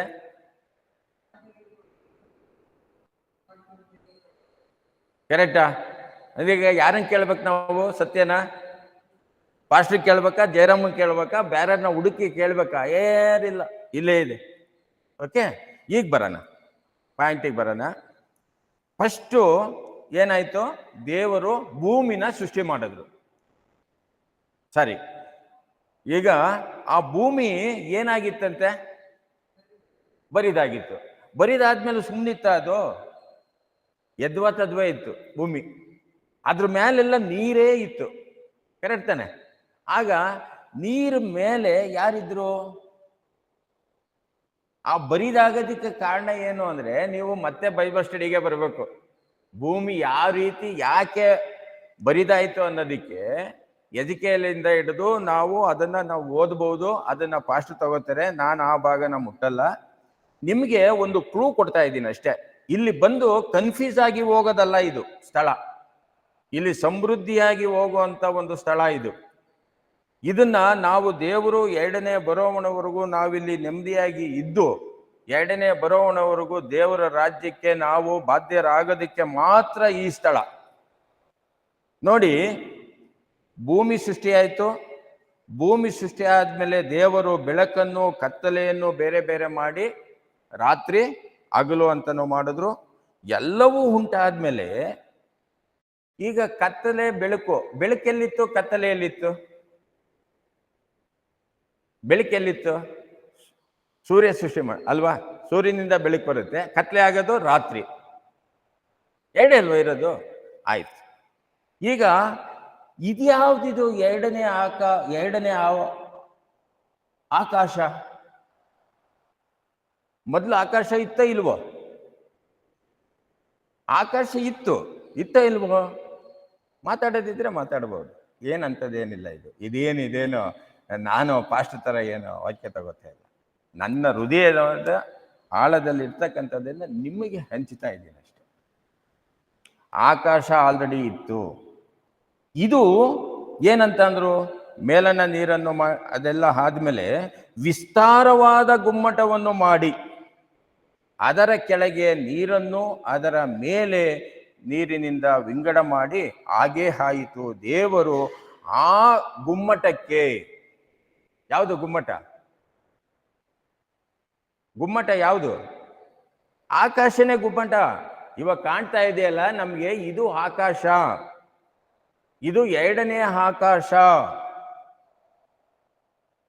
ಇನ್ನೊಂದೆಲ್ಲಿದೆ? ಅದೇ ದೇವರ ರಾಜ್ಯ, ಅದೇ ಬೆಳಕು. ಅದನ್ನ ದೇವರು ಇಲ್ಲಿ ಬರಿದಾಗಿರೋದ್ರಿಂದ, ಕತ್ತಲೆ ಇರೋದ್ರಿಂದ ಇಲ್ಲಿಗೆ ಒಂದು ಬೆಳಕು ಬೇಕು ಅಂತ ಗೊತ್ತಾದ ಮೇಲೆ, ಅವಶ್ಯಕತೆ ಇದ್ದಾದ ಮೇಲೆ ಈ ಗುಮ್ಮಟನ ಮಾಡಿದ್ದಾರೆ. ಇದು ಬೈಬಲನ್ನ ನಮಗೆ ಅಧ್ಯಯನ ಮಾಡಿಸಿತು. ಆ ಗುಮ್ಮಟಕ್ಕೆ ಏನ ಹೇಳಿದ್ರು? ಆಗ ಆಕಾಶಕ್ಕೆ ಆಕಾಶ ಎಂದು ಹೆಸರಿಟ್ಟರು. ಹಾಗೆ ಸಾಯಂಕಾಲವು ಪ್ರಾಂತ್ಯಕಾಲವೂ ಆಗಿ 2ನೇ ದಿನವಾಯಿತು. ನಂತರ ದೇವರು ಆಕಾಶದ ಕೆಳಗಿರುವ ನೀರೆಲ್ಲ ಒಂದು ಕಡೆ ಆಗಲಿ. ನೀರು ಒಂದು ಕಡೆ ಆಯಿತು, ಭೂಮಿ ಒಂದು ಕಡೆ ಆಯಿತು. ನೀರು ಎಷ್ಟು ಭಾಗ ಆಯಿತು ಅಂದರೆ 3 ಭಾಗ ನೀರಾಯಿತು. ಸೈನ್ಸಲ್ಲೂ ಓದಿರೋ ಪ್ರಕಾರ. ಇವತ್ತು ಬೈಬಲನ್ನ ನಾವೇನಾದ್ರೂ ರಾಮಾಯಣ ಆಗಿರಲಿ, ಯಾಕೆ ಬಿಟ್ವಿ ರಾಮಾಯಣನ? ಪುರಾಣ ಯಾಕೆ ಬಿಟ್ವಿ? ಯಾಕೆ ಮಹಾಭಾರತನ ಬಿಟ್ವಿ ಅಂದರೆ ಅದರಲ್ಲಿ ಸೈನ್ಸ್ ಇಲ್ಲ, ಹಿಸ್ಟ್ರಿ ಇಲ್ಲ, ಮೂಲ ಇಲ್ಲ. ಆ ಮೂಲನೆಲ್ಲ ತಗೊಂಡಿರೋದು ಎಲ್ಲಿಂದ ಅಂದರೆ ಈ ಬೈಬಲಿಂದನೇ ತಗೊಂಡಿರೋದು. ಇದನ್ನ ಹಳೆಯ ಒಡಂಬಡಿಕೆನ ಸಂಪೂರ್ಣವಾಗಿ ಇಂಚಿಂಚು ನಾವು ವಾಕ್ಯದ ಮುಖಾಂತರ ಓದ್ತಾ ಇದ್ರೆ ನಮಗೆ ಎಲ್ಲಿ ಬರುತ್ತೆ ನಿದ್ದೆ? ಸಮಯ ಕಳಿಯೋದೇ ನಮಗೆ ಗೊತ್ತಾಗ್ತಾ ಇರಲಿಲ್ಲ. ಈ ರೀತಿ ಅಧ್ಯಯನ ತಗೊಂಡು ಹೋದ್ರು. ಈಗ ನಿಮಗೆ ಒಂದು ಸ್ಮಾಲ್, ಇಲ್ಲಿ ಒಂದು ಕನ್ಫ್ಯೂಸ್ ಇದೆಯೋ ಇಲ್ವೋ? ಎಸ್ ಆರ್ ನೋ ಪ್ಲೀಸ್ ಸಿಸ್ಟ್ರೆ. ಈ ತರ ಓದ್ತಾ ಇದ್ದಾಗ ಇಲ್ಲಿ ನಮ್ಗೆ ಏನಾದ್ರು ನಾವು ಹಿಂದೆ ಕಲ್ತಿದೀವಲ್ಲ ಆಲ್ರೆಡಿ ಬೈಬಲ್ನ, ಆ ಬೈಬಲ್ ಕಲ್ತಾಗ ಕನ್ಫ್ಯೂಸ್ ಇದೆಯೋ ಇಲ್ವೋ? ಏನಮ್ಮ ಯೂತ್, ಅರ್ಥ ಆಗ್ತಾ ಇದೆಯಾ? ಬೈಬಲ್ ಓದಿದ್ದೀರಮ್ಮ? ಓದಿದ್ದೀವಲ್ಲ, ಇದು ಆದಿಕಾಂಡ ಓದಿದ್ದೀವಲ್ಲ. ಇದೆಲ್ಲ ಕನ್ಫ್ಯೂಸ್ ಏನಾರ ಬಂತ ನಂತರ ನಿಮಗೆ? ಇಲ್ಲ ಇಲ್ಲ, ಕನ್ಫ್ಯೂಸ್ ಇಲ್ಲ. ದೇವ್ರ ವಾಕ್ಯ ದೇವರು ಅಷ್ಟೇ ಅಪ್ಪ, ಅಷ್ಟು ಹೇಳ್ಕೊಂಡು ನಾವು ಹೋಗ್ತಾ ಇದ್ದೀವಿ. ಇನ್ನು ನಮ್ಗೆ ಆ ಕಡೆ ಈ ಕಡೆ ಏನು ಬೇಡ. ಇದು ಕಾಣದೆ ನಂಬುವನು ಧನ್ಯನು. ನೀವು ಮಾಡ್ತಾ ಇರೋದೇನು ಅಂದರೆ, ಇವಾಗ ನೀವು ತಪ್ಪು ಸರಿ ಹುಡುಕಿ ನಾವು ಹೋಗ್ಬೇಕಾಗಿರೋ ಅವಶ್ಯಕತೆ ನಮಗಿಲ್ಲ. ಜೀಸಸ್ಸನ್ನ ನಾವು ನೋಡಿಲ್ಲ, ತೋಮ ನೋಡಿದ್ರು. ತೋಮ ನೋಡಿ ಏನು ಮಾಡಿದ್ರು? ಅಲ್ಲಿ ಸಿಲುಬೆಗೆ ಹಾಕಿ ಸಾಯಿಸಿದ್ರು, ಈಗ ಮತ್ತೆ ಏನೋ ಬಂದ್ಬಿಟ್ಟಿದ್ದಾರೆ, ಇದು ನಾನು ನಂಬಲ್ಲ. ನಮ್ದೇ ಇದಕ್ಕೆ ಏನು ಮಾಡಿದ್ರು ಅವರು? ಗಾಯಕ್ಕೆ ಬೆಳ್ಳ ಹಾಕಿ ನೋಡಿದ್ರು. ಕರೆಕ್ಟ್ ಅಲ್ವಾ? ಆ ಕೆಲಸ ಎಲ್ಲ ನಮಗೆ ಬೇಡ. ಕರೆಕ್ಟಾ? ನಾವು ಜೀಸಸ್ ಇದ್ರು. ಯಾರು ಹೇಳ್ತಾ ಇದ್ದಾರೆ ಜೀಸಸ್ ಇದ್ದಾರೆ ಅಂತ ಹೇಳ್ತಾರೆ? ಆ ಬೈಬಲ್ ವಾಕ್ಯದಲ್ಲಿ ಜೀಸಸ್ ಇದ್ದಾರೆ. ದೇವರಿದ್ರು, ಆಕಾಶ ಭೂಮಿನ ಸೃಷ್ಟಿ ಮಾಡಿದ್ರು. ಆ ಸೃಷ್ಟಿ ಮಾಡಾದ್ಮೇಲೆ ಈ ಲೋಕದಲ್ಲಿ ಪಾಪ ಬಂತು. ಪಾಪದಲ್ಲಿ ಆ ಪಾಪನೆಲ್ಲ ನಾಶ ಮಾಡಬೇಕು ಅಂತ ನೋವಿನ ಕಾಲದಲ್ಲಿ ಅವ್ರು ಏನು ಮಾಡ್ತಾರೆ? ಪ್ರಳಯ ತಂದ್ರು. ಆ ಪ್ರಳಯದಲ್ಲಿ ಯಾರು ಅವಿದ್ಯತೆ ಇದ್ದಂಥ ಎಲ್ಲ ಜನರು ಹೋದ್ರು. ಉಳಿದಂಥವ್ರು ನೋವಾ ಫ್ಯಾಮಿಲಿ. ಆ ನೋವಾ ಫ್ಯಾಮಿಲಿ 6 ಜನ. ಆ 6 ಜನದಲ್ಲೇ ಇವತ್ತೊಂದು ದಿವಸ ಎಲ್ಲ ಒಂದು ಬೈಬಲಲ್ಲಿ ನಡೀತು. ಆಗ ಕೊನೆಗೆ ಉಳಿದಂಥದ್ದು, ನಾವು ಇದನ್ನು ಪಾಸ್ಟರ್ಗಳು ವಾಕ್ಯದ ಮುಖಾಂತರ ಹೇಳ್ತಾ ಇರ್ತಾರೆ, ಅದನ್ನು ನಾವು ಕೇಳ್ತೀವಿ, ಅದರಂತೆ ನಾವು ನಂಬ್ತೀವಿ. ಪಾಪ ಮಾಡಿದ್ರು, ಪಾಪ ಮಾಡಾದ್ಮೇಲೆ ಮತ್ತೆ ಪಾಪ ಜಾಸ್ತಿ ಆದಮೇಲೆ ನಾಶ ಆದ್ರೂ ಮತ್ತೆ ಅದಕ್ಕೆ ಏನು ಮಾಡಬೇಕಾಗಿತ್ತು ಅಂದರೆ ಈ ಪಾಪ ಪರಿಹಾರ ಆಗಬೇಕಾಗಿತ್ತು. ಪಾಪ ಪರಿಹಾರ ಆಗೋದಕ್ಕೆ ಏನು ಮಾಡಬೇಕಾಗಿತ್ತು? ಬಲಿ ಕೊಡಬೇಕಾಗಿತ್ತು. ಆ ಬಲಿ ಕೊಟ್ಟಾಗ ಯಾರನ್ನ ಬಲಿ ಕೊಡೋದು? ಈಗ ನೀವು ನೋಡಿರ್ಬೋದು, ನೀವು ಹಿಂದೂಗಳಲ್ಲಿ ಬಲಿ ಕೊಡ್ತಾರೆ. ಆ ಬಲಿ ಕೊಡಾಗ ಆ ಮರಿ ಹೇಗಿರುತ್ತೆ? ಬಲಿ ಕೊಡುವಂಥದ್ದು ಕಾಯಿಲೆ ಇರುತ್ತಾ? ಕಾಲಿರಲ್ವ? ಅದಕ್ಕೆ ಏನಾರು ಆಕ್ಸಿಡೆಂಟ್ ಆಗಿರುತ್ತಾ? ಅಥವಾ ಏನಾರು ಯಾವ ಥರದ್ದು ಕೊಡ್ತಾರೆ? ಒಳ್ಳೆದು. ಕರೆಕ್ಟಾ? ಒಳ್ಳೆ ಕೊಬ್ಬಿರೋ ಅಂಥದ್ದು. ಕರೆಕ್ಟ್ ಅಲ್ಲ? ಅವತ್ತು ಅಬ್ರಾಮು ಔತಣ ಕೊಟ್ಟ. ಯಾವ ಥರದ್ದು ಕೊಟ್ಟರು? ಆ ವಾಕ್ಯನೆಲ್ಲ ತೆಗೆದು ಓದಿದಾಗ ನಮಗೆ ಯಾಕೆ ಆಳವಾಗಿ ಹೋಗುತ್ತೆ ನೋಡಿ. ಮಾತಾಡ್ತಾನೆ ದೇವ್ರ ವಾಕ್ಯ ಬರಬೇಕು ನಮಗೆ. ಬೈಬಲ್ ಬೇಕೇ ಆಗಿಲ್ಲ, ಆ ಥರ ನಾವು ಅಳವಡಿಸ್ಕೋಬಹುದು. ಅಬ್ರಾಮು ಅತಿಥಿಗೆ ಊಟ ಕೊಟ್ಟರು. ಕರೆಕ್ಟಾ? ಯಾವುದು ಕೊಟ್ಟರು? ಅವರ ಒಂದು ಕೊಟ್ಟಿಗೆಯಲ್ಲಿ ಹೋಗಿ ದನ ಕರುಗಳನ್ನ ನೋಡಿ ಕೊಬ್ಬಿದ ಒಂದು ಓರಿ ಕರುವನ್ನು ತಂದ್ರು. ಆದ್ರೆ ಆ ವಾಕ್ಯ ಓದಿದಾಗ ನಿಮ್ಗೆ ಯಾವ ರೀತಿ ಅರ್ಥ ಆಗುತ್ತೆ? ಇದನ್ನೆಲ್ಲ ನೀವು ಕುಂತ್ಕೊಂಡು ಮನೇಲಿ ಓದ್ಬೇಕು. ಫಾಸ್ಟ್ ಹೇಳ್ತಾರೆ, ಆ ವಾಕ್ಯ ತಗೋಬೇಕು, ಓದ್ಬೇಕು. ಕನ್ಫ್ಯೂಸ್ ಆಯ್ತಾ? ಮತ್ತೆ ಗುರುವಾರ ನೀವು ಕೇಳಲೇಬೇಕು. ಅದಕ್ಕೆ ನಾನು ಪಾಸ್ಟರ್ನ ರಿಕ್ವೆಸ್ಟ್ ಮಾಡ್ಕೊಂಡಿದ್ದೀನಿ, 1 hour ಅಲ್ಲ, ಸಮಯ ಇದ್ದರೂ ಬಂದು ಡಿಸ್ಕಷನ್ ಮಾಡಲಿ ಅಂತ ಹೇಳಿದ್ದೀನಿ. ಇಲ್ಲಿ ಬಂದು ಕನ್ಫ್ಯೂಸ್ ಆಗಿ ಹೋಗೋದಲ್ಲ, ಅದನ್ನು ಅರ್ಥ ಮಾಡ್ಕೊಂಡು ತಿಳ್ಕೊಬೇಕು ಅಂತ ನಾನು ಪಾಸ್ಟರ್ ಹತ್ರ ರಿಕ್ವೆಸ್ಟ್ ಮಾಡಿದ್ದೀನಿ. ಆದರೂ ನಮ್ಮಲ್ಲಿ ಯಾರು ಆ ಥರ ಸಮಯಗಳ ಅಭಾವದಲ್ಲಿ ಯಾವುದು ಬಂದಿಲ್ಲ, ಮುಂದೆ ಬರ್ಬೋದು. ಆಗ ಬಲಿ ಕೊಡಬೇಕಾಗಿತ್ತು. ಆ ಬಲಿ ಕೊಡಾಗ ಏನಾಗಬೇಕಾಗಿತ್ತು? ಪ್ರಾಣಿ ಕೊಡೋಕ್ಕಾಗಲಿಲ್ಲ, ಮನುಷ್ಯನೇ ಕೊಡಬೇಕಾಗಿ ಬಂತು. ಆ ಮನುಷ್ಯ ಏನಾಗಿರ್ಬೇಕು? ಆ ಪ್ರಾಣಿ ಥರ ಪರಿಶುದ್ಧವಾಗಿರ್ಬೇಕು. ಕರೆಕ್ಟ್ ಅಲ್ವಾ? ಪ್ರಾಣಿಗಳಲ್ಲಿ ಮನುಷ್ಯ ಯಾರು ಪರಿಶುದ್ಧವಾಗಿದ್ದಾನೆ ಅಂತ ನೋಡಿದ್ರು. ಆ ನೋಡಿದಾಗ ಏನಾಯ್ತು? ಒಬ್ಬನೂ ಇಲ್ಲ. ಒಬ್ಬಳು ಇಲ್ಲ ಅಂತ ಬರ್ದಿಲ್ಲ, ನಾನು ಹೇಳ್ತಾ ಇದ್ದೀನಿ, ಒಬ್ಬನೂ ಇಲ್ಲ, ಒಬ್ಬಳೂ ಇಲ್ಲ. ಆದರೆ ಯಾವ ಮಕ್ಕಳಾಗಲಿ, ಯಾವ ದೊಡ್ಡವರಾಗಲಿ, ವಯಸ್ಸಾದವರು ಯಾರು ಇಲ್ಲದೆ ಇರೋದ್ರಿಂದ ದೇವರು, ಆಕಾಶ ಭೂಮಿ ಸೃಷ್ಟಿ ಮಾಡಿರ್ತಕ್ಕಂಥ ದೇವರು ಮಗುವಾಗಿ ಬರಬೇಕಾಗಿ ಬಂತು. ಇದನ್ನು ನಾವು ಕೇಳಿದ್ದೀವಿ, ಓದಿದ್ದೀವಲ್ವ? ಇದೇನು ವಿಶೇಷ? ಆ ಮಗುವಾಗಿ ಬಂದು ಅವರು ಪ್ರಾಣನ ಒತ್ತೆ ಇಟ್ಟಾಗ ಶಿಲುಬೆಗೆ ಏನಾರ ತಪ್ಪು ಮಾಡಿದ್ರಾ? ಇಲ್ಲ, ತಪ್ಪು ಮಾಡಿಲ್ಲ. ಅವರು ಪರಿಶುದ್ಧತೆ ಇತ್ತು. ಆ ಪರಿಶುದ್ಧತೆಯಿಂದ ಹೇಗೆ ಹೇಳ್ತೀರಾ ಅವರು ಪರಿಶುದ್ಧರು ಅಂತ ಹೇಳೋದಕ್ಕೆ? ಜೀಸಸ್ಸು ಪರಿಶುದ್ಧರು ಅನ್ನೋದಕ್ಕೆ ನಿಮಗೆ ನಂಬಿಕೆ ಬೇಕಲ್ಲ. ಬೈಬಲ್ ಹೇಳುತ್ತೆ, ಇನ್ನೊಬ್ರು ಹೇಳ್ತಾರೆ ಅಂತ ಕೇಳ್ಬಿಡೋದಾ? ಬೇಡ. ದೇವ್ರ ವಾಕ್ಯದಲ್ಲಿ ಇನ್ನೊಂದು ಸ್ವಲ್ಪ ನೋಡೋಣ. ಒಂದು ಊರಲ್ಲಿ ಒಬ್ಬ ವ್ಯಭಿಚಾರಿನ ಅವತ್ತಿನ ಕಾಲದಲ್ಲಿ ಅವ್ರನ್ನ ಮುಟ್ತಾನೂ ಇರಲಿಲ್ಲ, ಏನು ಮಾಡ್ತಾ ಇರಲಿಲ್ಲ. ವ್ಯಭಿಚಾರ ಮಾಡಿದ್ರೆ ಅವ್ರನ್ನ ಊರಿಂದ ಆಚೆಗೆ ಓಡಿಸ್ಕೊಂಡು ಹೋಗೋರು. ಜನ ಓಡಿಸ್ಕೊಂಡು ಹೋಗಿ ಹೋಗಿ ಹೋಗಿ ಏನು ಮಾಡೋರು, ಕಲ್ಲನ್ನು ತೆಗೆದು ಅವ್ರ ಮೇಲೆ ಹಾಕೋರು. ಅಲ್ಲಿ ಸಮಾಧಿ ಅವ್ರದ್ದಷ್ಟೇನೆ, ಅದು ಯಾರೂ ಮುಟ್ತಿರ್ಲಿಲ್ಲ. ಆ ಥರ ಒಂದು ಪರಿಸ್ಥಿತಿ ಇತ್ತು. ಅದೇ ಒಂದು ಪರಿಸ್ಥಿತಿಯಲ್ಲಿ ಜೀಸಸ್ಸು ಆದಿಯಲ್ಲಿ ಬರ್ತಾ ಇರಬೇಕಾದ್ರೆ, ಈ ಜನ ಓಡಿಸ್ಕೊಂಡು ಹೋಗ್ತಾ ಇರಬೇಕಾದ್ರೆ ಒಂದು ಹೆಂಗ್ಸ್ಗಾಗಿರೋ ಅಂಥದ್ದನ್ನ ನೀವು ವಿಚಾರನ ಕೇಳಿದ್ದೀರಾ ವಾಕ್ಯದಲ್ಲಿ? ಅಂದಾಗ ನಾವು ವಾಕ್ಯ ತೆಗಿಬಾರ್ದು, ನೀವು ಹೇಳ್ಬೇಕು ಆ ವಾಕ್ಯನ. ಎಸ್, ಆ ಸಮರದ ಸ್ತ್ರೀ ಪಾಪ ಮಾಡಿದ್ಲು ನಿಜ. ಆ ಪಾಪನ ಮಾಡಾಗ ಏನ್ ಮಾಡ್ಬೇಕಾಯ್ತು? ಇವಳು ಪಾಪ ಮಾಡಕ್ಕೆ ಹೋಗ್ತಾ ಇದ್ದಾಳೆ, ತಡಿಬೇಕು ಅಂತ ಜನ ತಡಿಯಲ್ಲ. ಪೊಲೀಸರು ಯಾವಾಗ ಬರ್ತಾರೆ? ಕಳ್ತನ ಆದ್ಮೇಲೆ, ಆಕ್ಸಿಡೆಂಟ್ ಆದ್ಮೇಲೆ. ಮುಂಚೆನೆ ಏನು ಅವನಿಗೆ ಗೊತ್ತಿದೆ. ಆದ್ರೆ ಇಲ್ಲಿ ಜನ ಗೊತ್ತು ಆಕೆ ಪಾಪ ಮಾಡ್ತಾ ಇದ್ದಾಳೆ, ಈ ಒಂದು ಊರಲ್ಲಿ ಅವಳಿಗೆ ಒಳ್ಳೆ ಬುದ್ಧಿ ಹೇಳ್ಬೇಕು, ತಿಳಿಬೇಕು. ಆಗಲ್ಲಮ್ಮ ಹೀಗೆ ಅಂತ ಹೇಳಿದ್ರೆ ಅವಳು ಜ್ಞಾನೋದಯ ಆಗುತ್ತೆ. ಹೇಳಲ್ಲ, ಯಾಕೆ ಬೇಕು? ಆ ಪಾಪ ಮಾಡ್ತಾರೆ, ಮಾಡೋದನ್ನ ಕಂಡಿಡಿದು ಆಕೆನ ಹೊಡಿತಾರೆ, ಕಲ್ಲೆಷ್ಟು ಹೊಡೆಯಕ್ಕೆ ಓಡಿಸ್ತಾರೆ. ಜೀಸಸ್ ಆಗ ಅಲ್ಲಿ ನೆರಳಲ್ಲಿ ಕುಂತಿರ್ತಾರೆ. ಶಿಷ್ಯರನ್ನ ಒಂದು ಕಡೆ ಕಳಿಸಿ ಜೀಸಸ್ ಅಲ್ಲಿ ನೆರಳಲ್ಲಿ ಕುಂತಿರ್ತಾರೆ. ನೆರಳಲ್ಲಿ ಕುಂತಿದಾಗ ಆ ಕೆಳಗಡೆ ಮಣ್ಣಲ್ಲಿ ಕಡ್ಡಿನ ತಗೊಂಡು ಮಣ್ಣಲ್ಲಿ ಏನೋ ಬರಿತಾ ಇರ್ತಾರೆ. ಆಗ ಜನಕ್ಕೆ ಕೇಳ್ತಾರೆ, ಒಂದೇ ಒಂದು ಮಾತು ಹೇಳ್ತಾರೆ ಅವರು, ಏನಿದೆಯಲ್ಲ,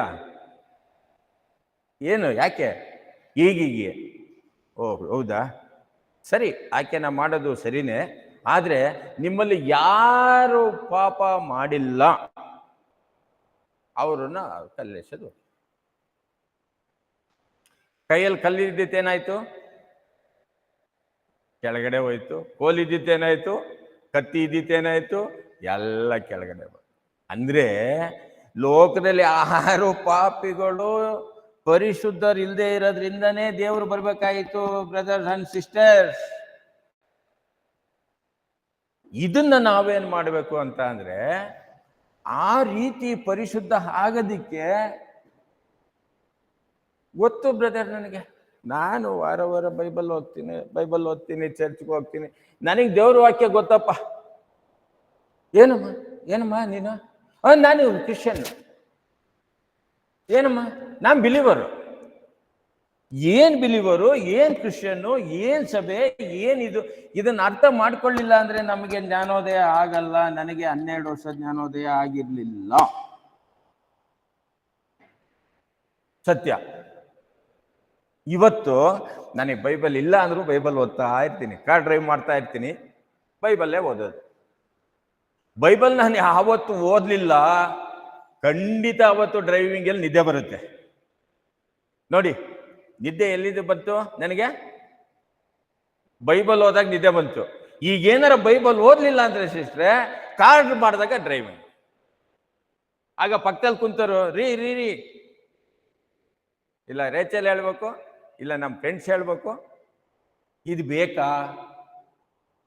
ಇವಾಗ ನನಗೆ ನಿದ್ದೆ ಹೆಂಗ್ ಬರುತ್ತೆ ಅಂದ್ರೆ, ಊಟ ಮಾಡಿದ ತಕ್ಷಣ ನೀವೇನೇನ್ ಮಾಡ್ತೀರೋ ಗೊತ್ತಿಲ್ಲ, ಊಟ ಮಾಡಿದ ತಕ್ಷಣ ಅಲ್ಲೇ ನಿದ್ದೆ.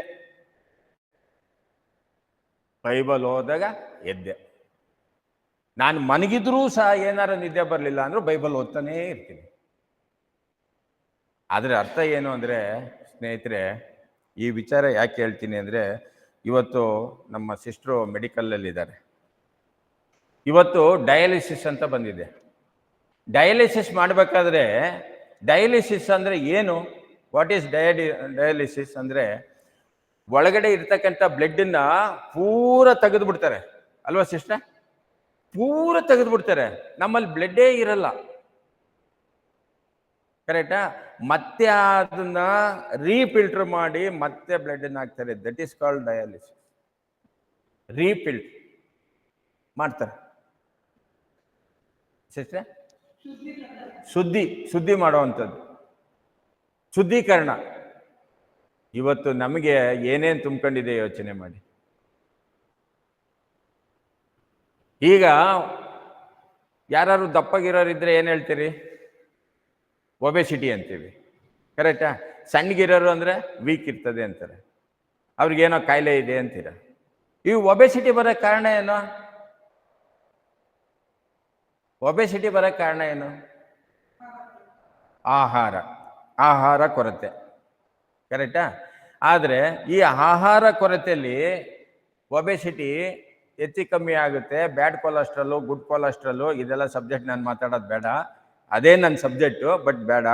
ಆದರೆ ನಮಗೆ ಎದ್ವಾ ತದ್ವಾ ಆಗಿರುತ್ತೆ, ಹಾರ್ಮೋನ್ಸ್ ಎಲ್ಲ ಬ್ಯಾಲೆನ್ಸು ಹಿಂಗೆ ಆಗಿರುತ್ತೆ. ಸೊ ಇದರಲ್ಲಿ ಯಾಕೆ ಬರುತ್ತೆ, ಯಾಕೆ ಹೋಗುತ್ತೆ, ಏನು ಅಂತ ಅನ್ನೋದಕ್ಕೆ ಪರಿಹಾರನ ಜಪಾನವರು ಕಂಡುಹಿಡಿದಿದ್ದಾರೆ. ಇವತ್ತು ಪರಿಹಾರನ ಸಾವಿರಾರು ಜನಕ್ಕೆ ತಿಳುವಳಿಕೆ ಕೊಟ್ಟಿದ್ದೀನಿ, ತಿಳುವಳಿಕೆ ಕೊಡ್ತಾನೂ ಇದ್ದೀನಿ. ಇನ್ನು ಮುಂದೆ ಏನಾದ್ರು ದೇವರು ರಾಜ್ಯಕ್ಕೆ ನಾನು ದುಡಿಬೇಕು ಅಂತಲೇ ನಾನು ಪಣ ತೊಟ್ಟಿರೋದ್ರಿಂದ ದೇವರು ಅದನ್ನು ಆಶಿಸ್ತಾರೆ. ನನಗೆ ಬೇಕಾ ಬೇಡವಾ ಅವ್ರಿಗೆ ಗೊತ್ತಿದೆ, ಅವ್ರು ಕೊಡಲಿ ಬಿಡಲಿ, ನನಗೆ ದೇವ್ರು ಬೇಕು, ನಾನು ದೇವ್ರ ಹತ್ರ ಇರ್ತೀನಿ. ಆದರೆ 400-500 ಜನ ವಿತೌಟ್ ಮೆಡಿಸಿನ್ ವಾಟ್ರಿಂದನೇ ಗುಣ ಆಗಿದೆ. ಅದು ಜೀಸಸ್ಸು ಏನು ಹೇಳಿದರೆ ಅದರಂತೆ ನಾನು ವಾಕ್ಯದ ಮುಖಾಂತರ ಹೋಗ್ತಾ ಇದ್ದೀನಿ, ಅದು ಸೆಕೆಂಡರಿ. ಈಗ ನಮ್ಮ ಡಯಾಲಿಸಿಸ್ ಆಗ್ಬೇಕಾ ಬೇಡವಾ? ನಮ್ಮ ಬಾಡಿ ಡಯಾಲಿಸಿಸ್ ಆದ್ರೆ ಏನೇನಾಗುತ್ತೆ?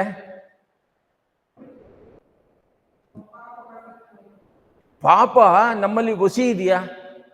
ಇದು ಪಾಪವಿದೆ, ಇದೆ ಚಿಕ್ಕದಲ್ವಾ ನಮ್ಮ ಈ ಒಂದು ಕುಟುಂಬದಲ್ಲಿ? ಈಗ ಏನು ಹೆಸರು? ನಿನ್ನ ಹೆಸರು ಹೇಳಮ್ಮ, ಜೋರಾಗಿ ನಾನು ಕೇಳೋದೇ ಇಲ್ಲ. ಕರೆಕ್ಟಾ? ಸ್ನೇಹನಾ? ಪಿಯಾ, ಓಕೆ. ಈಕೆನೆ ಚಿಕ್ಕ ಪಾಪು, ಅದು ನೋಡೋದಕ್ಕೆ ಎಷ್ಟು ಸುಂದರವಾಗಿದೆ ನೋಡಿ. ದೇವ್ರ ರಾಜ್ಯಕ್ಕೆ ಮಕ್ಕಳೇ ಮುಂದೆ ಬರ್ತಾರೆ ಅಂತ, ದೇವ್ರ ರಾಜ್ಯಕ್ಕೆ ಅವ್ರನ್ನ ಬಿಡಿ ಅಂತ ಹೇಳಿದ್ದಾರೆ. ಅವರು ದೇವರ ರಾಜ್ಯ ಅವರಲ್ಲಿ ಕಾಣಬಹುದು ಅಂತ.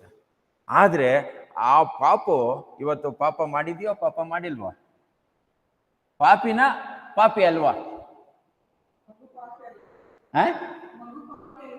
ಮಗು ಪಾಪಿ ಅಲ್ಲ, ಕರೆಕ್ಟಾ? ಈಗ ಆ ಪಾಪಿ ಅಲ್ಲ ಅಂದಾಗ ಅದೇ ಅವರೇ ಸೈನ್ಸ್ ಸ್ಟೂಡೆಂಟ್ ಹೇಳ್ತಾರೆ ಆರ್ಗನ್ನು ಡ್ಯಾಮೇಜ್ ಆಗಿರಲ್ಲ ಅಲ್ವಾ ಸಿಸ್ಟರ್? ಅಂದಾಗ ದೇವರ ರಾಜ್ಯಕ್ಕೆ ಅದು ಬಾಧ್ಯತೆ. ಆದರೆ ಅಷ್ಟನ್ನ ಗುರುವೇ ನಾನು ಏನು ಮಾಡಬೇಕು, ದೇವ್ರ ರಾಜ್ಯ ಬೇಕು ಅಂದ್ರೆ ನಾನು ಏನು ಮಾಡಬೇಕು ಕೇಳಿದ್ರು ಅಲ್ವಾ? ಶಿಷ್ಯ ಕೇಳಿದ್ರೆ ಇಲ್ವೋ? ಜೀಸಸ್ನ ಕೇಳಿದ್ರೆ ಇಲ್ವೋ? ಅವ್ರೇನು ಹೇಳಿದ್ರು? ಎಲ್ಲನೂ ಬಿಟ್ಟು ಬನ್ನಿ ಅಂದ್ರು ಅಲ್ವಾ? ವಾಕ್ಯ ಎಲ್ಲಿದೆ ಅಂತ ನಾನು ಹೇಳ್ತಾ ಇಲ್ಲ, ಯೋಚನೆ ಮಾಡಿ. ಇದು ಯಾಕೆ ಹೋಗ್ಬೇಕು ಅಂದ್ರೆ, ಇದು ಆಂಧ್ರದಲ್ಲಿ ಒಂದು ಕ್ಯಾಸೆಟ್ಟನ್ನ ಕೇಳಿದೆ ನಾನು, ಆಂಧ್ರದಲ್ಲಿ.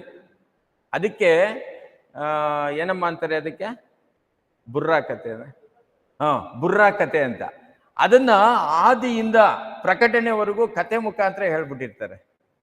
ಯಾವ ವಾಕ್ಯನೂ ತೆಗಿಯಲ್ಲ. ಎಂತ ಒಬ್ಬ ದಡ್ಡ ಇದ್ರು ಅದಕ್ಕೆ ಅರ್ಥ ಆಗ್ಬಿಡ್ಬೇಕು. ಅದಕ್ಕೆ ಆಂಧ್ರದಲ್ಲಿ ಇವತ್ತೊಂದು ದಿವಸ ಜಾಸ್ತಿ ಇನ್ವಾಲ್ವ್ ಜೀಸಸ್, ಯಾವ ಮಿನಿಸ್ಟ್ರಿ ಆಗಿರಲಿ, ಯಾರೇ ಆಗಿರಲಿ.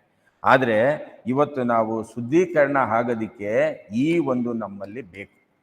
ಇದು ಒಂದು ಗ್ಲಾಸಲ್ಲಿ ಒಂದು ಉದಾಹರಣೆಗೆ ಒಂದು ಬಕೆಟ್, ಆ ಬಕೆಟಲ್ಲಿ ಒಂದು ಮಣ್ಣು ವಾಟರ್ ಹಾಕ್ಬಿಡಿ. ಬಕೆಟಲ್ಲಿ ಮಣ್ಣನ್ನ ತುಂಬಿಟ್ಟು ನೀರು ಹಾಕ್ಬಿಡಿ ಅರ್ಧ. ಅದೇನಾಗಿರುತ್ತೆ ನೀರು ಸಿಸ್ಟರ್? ಕಲ್ಮಶ ಆಗಿರುತ್ತೆ. ಅದ್ರೊಳಗಡೆ ಏನಿರುತ್ತೆ? ಮಣ್ಣಿರುತ್ತೆ. ಮಡ್ಡು ಅದು ಇರುತ್ತೆ. ಒಂದು ಕೆಲಸ ಮಾಡೋಣ, ಸ್ವಲ್ಪ ಅದಕ್ಕೆ ಒಂದು ಚೊಂಬು ನೀರು ಹಾಕೋಣ ಬಕೆಟ್ಗೆ. ಮಣ್ಣೀರಾಗುತ್ತಾ ಶುದ್ಧ ನೀರಾಗುತ್ತಾ? ಮಣ್ಣೀರೇ ಅಲ್ವಾ ಮಗಳೇ?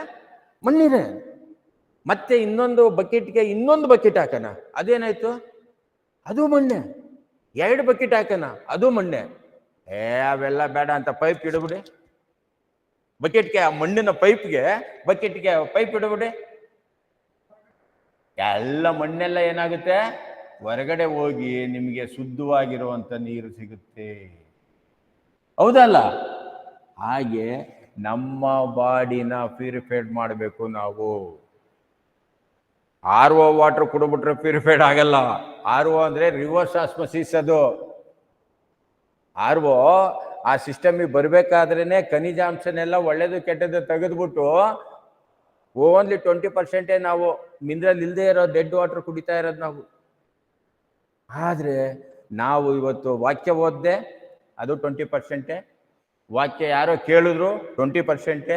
ಅಲ್ಲೋದೆ ಇಲ್ಲೋದೆ ನಾನು ಬಿಲಿವರು ಅದು ಇದು ಬಿಟ್ಟು ಈ ವಾಕ್ಯವನ್ನ ನೀವು ಆಳವಾಗಿ ತುಂಬಿಕೊಂಡ್ರೆ ನಮ್ಮ ಪಾಪ ಮಾಡೋದಕ್ಕೆ ಖಂಡಿತವಾಗೂ ಈ ವಾಕ್ಯ ನಮ್ಮನ್ನ ಬಿಡಲ್ಲ, ಕೆಟ್ಟ ದಾರಿ ಹೋಗಕ್ಕೆ ಬಿಡಲ್ಲ. ನಮಗೆ ಏನು ಅವಶ್ಯಕತೆ ಬೇಕು ಎಂಬುದು ದೇವರಿಗೆ ಗೊತ್ತಿದೆ. ದೇವರು ಹೇಳಿದ್ದಾರೆ, ದೇವರು ನಮಗೋಸ್ಕರ ಸತ್ತಿದ್ದಾರೆ, ನಮಗೋಸ್ಕರ 3 ದಿವಸದಲ್ಲಿ ಎದ್ದು ಬಂದಿದ್ದಾರೆ, ಮರಣನ ಜಯಿಸಿದ್ದಾರೆ.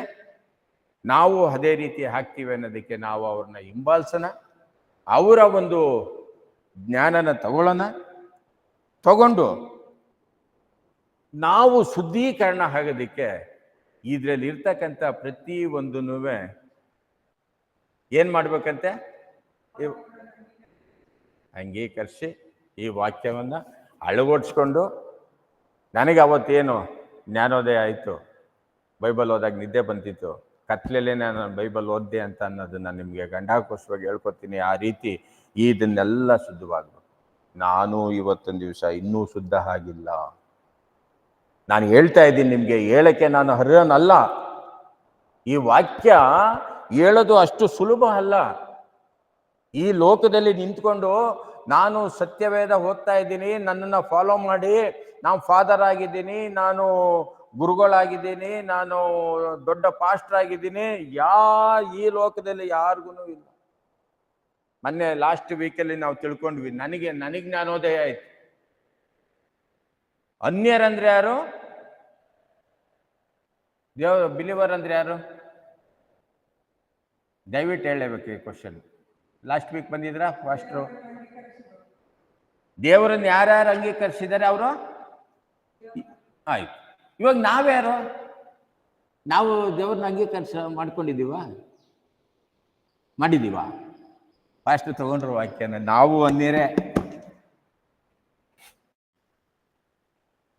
ಕರೆಕ್ಟ್ ತಾನೆ?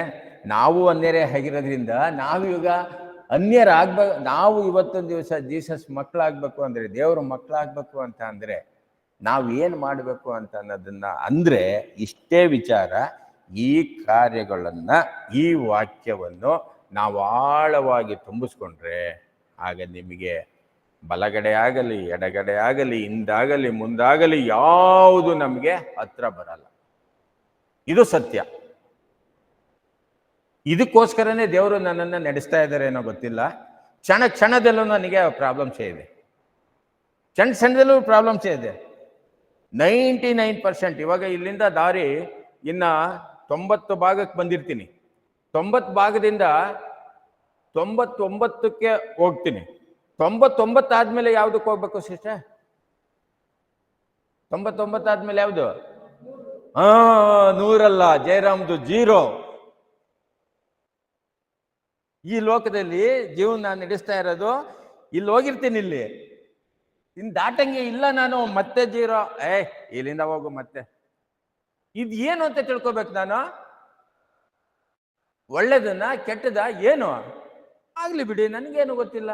ನೀನ್ 0ಗಾರು ಇಡು, 100ಕ್ಕಾರು ಇಡು, ಮಧ್ಯದಲ್ಲಾರು ನಿಲ್ಸು, ನನಗೇನು ಬೇಕಾಗಿದೆ. ನಾನು ಇದ್ರೂ ಒಳ್ಳೇದೆ, ಸತ್ರೂ ಒಳ್ಳೇದೆ. ಇದ್ರೂ ಜಯನೇ, ಸತ್ರೂ ಜಯನೇ. ಯಾಕೆ ಅಂದ್ರೆ ಅವ್ರು ಬರ್ತೀನಿ ಅಂತ ಹೇಳಿದ್ದಾರೆ. ನಾವು ಒಳ್ಳೇದು ಮಾಡಿದಾಗ ನಮ್ಮನ್ನು ಕರ್ಕೊಂಡು ಹೋಗೋಕ್ಕೆ ರೆಡಿ ಇದ್ದಾರೆ ಅಂದಾಗ ನನಗೇನಕ್ಕೆ ಬೇಕು ಅಂತ ಅಂದ್ಬಿಟ್ಟು ನಾನೆಲ್ಲವನ್ನು ತ್ಯಜಿಸಿ ಇವತ್ತಿನ ದಿವಸ ಈ ಬೈಬಲ್ನ ನಾನೇನು ಕಲಿತೆ, ಕೊನೆಯದಾಗಿ ಹೇಳ್ತೀನಿ, ಈ ಬೈಬಲ್ನ ನಾನೇನು ಕಲಿತಾ ಬಂದೆ ಈ ದೇವ್ರ ವಾಕ್ಯದಲ್ಲಿ ಗಲಿಬಿಲಿ ಮಾಡದೆ ಬಿಡಲ್ಲ ಅವನು. ಅಂಥ ಆತ್ಮೀಕವಾದಂಥ ಒಂದು ಕುಟುಂಬ ಇದ್ದಂಥದ್ದು ಅಲ್ಲೂ ಚೆದರೋಯ್ತು. ಹೋದ್ಮೇಲೆ ನಾನು ಏನು ಮಾಡಬೇಕು? ಈಗ ಬೈಬಲ್ ಹೇಳ್ತಾ ಇದ್ದಾರೆ ಇಲ್ಲ ಅಂದಾಗ ನಾನು ಎಲ್ಲಿ ಹೋಗ್ಬೇಕು? ನನಗೆ ಹೇಳೋರೊಬ್ರು ಬೇಕೇ ಬೇಕಲ್ಲ. ಯಾರು ಇಲ್ವಲ್ಲ. ಯೋಚನೆ ಮಾಡ್ತಾ ಇನ್ನು ಅಲ್ಲಿ ಹೋದ್ರೆ ಅದು ಗುಂಪು, ಅಲ್ಲಿ ದೇವರಿಲ್ಲ ಅಂತ ಪ್ರೂವ್ ಆಯಿತು. ಸೊ ಇನ್ನು ಇವರು ಇಲ್ಲಿ ಗಲಿಬಿಲಿ, ಇಲ್ಲೂ ಇಲ್ಲ. ಇದೇನು ಇದು ಸಮಸ್ಯೆ ಅಂತ ಯೋಚನೆ ಮಾಡಿ ಜಸ್ಟ್ ನನ್ನ ಮಕ್ಕಳು ನಾವು ಎಲ್ಲರೂ ಒಂದು ಕಡೆ ಕುಂತ್ಕೊಂಡು ಇದೆಲ್ಲ ಬೇಡ ಅಂತ ಹೇಳಿ ನಾವು ಬೈಬಲ್ನ ನಾವೇನು ಅರ್ಥ ಮಾಡಿದ್ದೀನಿ ಅದನ್ನು ಮಕ್ಕಳಿಗೆ ಹೇಳ್ತಿದ್ದೆ, ಅದನ್ನೇ ಮಾಡ್ತಾ ಇದ್ವಿ. ಜನ ಕೇಳಕ್ಕೆ ಸ್ಟಾರ್ಟ್ ಮಾಡಿದ್ರು. ಈಗ ಯಾಕೆ ನೀವು ಚರ್ಚ್ಗೆ ಹೋಗಲ್ವಂತೆ, ಮತ್ತೆ ಹಿಂದೆ ಹೋಗ್ಬಿಟ್ಟಿದ್ದೀರಾ, ಹಿಂದೂ ಧರ್ಮಕ್ಕೆ ಹೋಗ್ಬಿಟ್ಟಿದ್ದೀರಾ ಜನಗಳು. ಅವ್ರನ್ನೆಲ್ಲ ಬಿಟ್ಟೆ, ಅನ್ನೋರೆಲ್ಲ ಅಂದ್ಕೊಳ್ಳಿ ಅಂತ ಬಿಟ್ಟೆ. ಇದು 25-30 ವರ್ಷದಿಂದೆ, ಐ ಥಿಂಕ್ 30 ವರ್ಷ ಆಗಿದೆ. 30 ವರ್ಷದ ಹಿಂದೆ ನಾವು ಎಲ್ಲೋ ಒಂದು ಸಭೆಯಲ್ಲಿ ನಾವು ನಮ್ಮ ಪಾಸ್ಟರ್ ಬ್ರದರ್ ಒಬ್ರು ಎಡ್ವರ್ಡ್ ಬ್ರದರು ಸಿಕ್ಕಿದ್ರು. ಅವತ್ತಿಂದ ಇವತ್ತುವರೆಗೂ ನಮ್ದು ಬಾಂಧವ್ಯ ಹೆಂಗಿದೆ ಅಂತ ಅಂದ್ರೆ, ನಾವು ಒಂದೇ ಅಣ್ಣ ತಮ್ಮದಿರಾಗಿ ಆತ್ಮಿಕವಾಗಿದ್ದೀವಿ. ಅವರು ನಮಗೆ ಕರೀಲಿಲ್ಲ, ಇವರು ಕರೀಲಿಲ್ಲ, ಎಲ್ಲೂ ಕರೀಲಿಲ್ಲ, ಎಲ್ಲಿ ಹೋಗೋದು ಅಂತ ಗೊತ್ತಿಲ್ಲ. ಈಗ ಇವರೇನು ಸಾಮ್ಯುಯಲ್ ಬ್ರದರ್ ಏನು, ಇವರು ಪಾಸ್ಟ್ರು ಆದ್ಮೇಲೆ ಅದೇ ಥರ ಇವರು ಹೇಳ್ತಾರೆ ಅಂತ ನಾನು ಸುಮ್ಮನೆ ಇದ್ದೆ. ಒಂದು ದಿವಸ ಬ್ರದರ್ ಎಲ್ಲಿದ್ದೀರಾ, ಏನು ಸಮಾಚಾರ, ಏನು ಕತೆ ಅಂತ ಕೇಳಿದ್ರು ನನ್ನ. ಕೇಳಾದ್ಮೇಲೆ ಬ್ರದರ್ ನಂದು ಹಿಂಗೆ ನನ್ನ ಜೀವನ ಹಿಂಗಾಯ್ತು. ಹೌದಾ, ಈಗ ನಾನು ಪಾಸ್ಟ್ರ್ ಅಲ್ಲ ಅಂದರು. ಏನು ಹಿಂಗನ್ಬಿಟ್ರೆ ನೀವು, ಸಭೆ ಇದೆ, ಇನ್ನೊಂದಿದೆ, ಪಾಸ್ಟ್ರ್ ಅಲ್ಲ, ಪಾಸ್ಟ್ರ್ ಇರೋನು ಜೀಸಸ್ ಒಬ್ಬನೇ.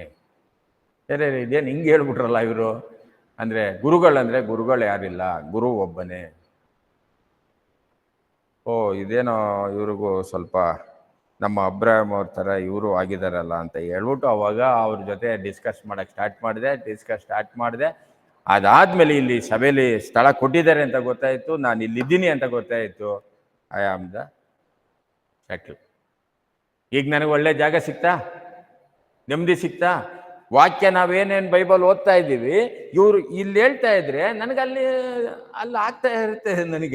ನನಗೆ ಖುಷಿ. ಇದನ್ನ ಮಾಡಿ ಪ್ರೇರೇಪಣೆ ಆಯಿತು.